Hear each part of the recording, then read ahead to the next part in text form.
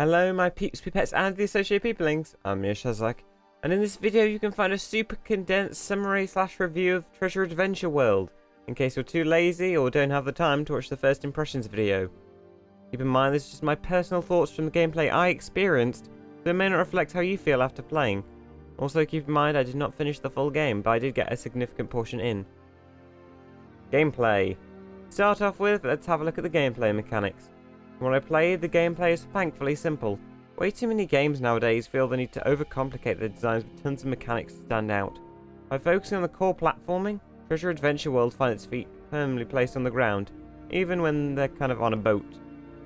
The use of a hook to navigate while performing combat functions feels natural, although it can raise questions about how there's a spot with conveniently placed hooks all over the area. The one thing I appreciated was how many surfaces you could grab onto that made sense that you could grip to, which is the corners of areas, rather than just take the easy route of letting you hold on to walls without needing to think things through. The puzzles don't feel too complicated currently, but I'm sure they become more elaborate as time progresses. This ties nicely into the bosses, such as the first main boss, who usually require manipulating the environment to win over such larger opponents. Art. The art was clearly a point of focus and it shows wonderfully throughout. The different islands feel distinct and unique, but not overcomplicated. The use of colours and simple detailing lends a family-friendly look, which can be a big plus in terms of marketability. Too many indie games tried to squeeze by with passable graphics, and thankfully that wasn't attempted here.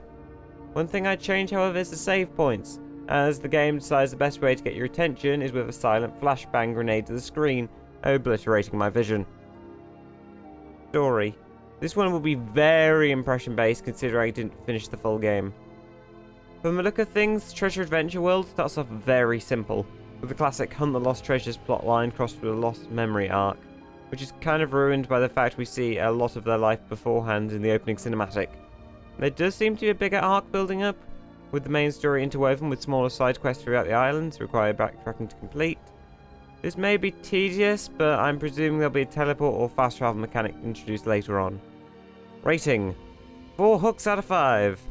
All in all, this is a great game to just have some wholesome fun. It's got 18 plus hours of content with at least 16 different islands, unique puzzles and enemies, and undoubtedly a bevy of loot to be found throughout the world. You can even create custom player skins to put yourself into the action if you're clever.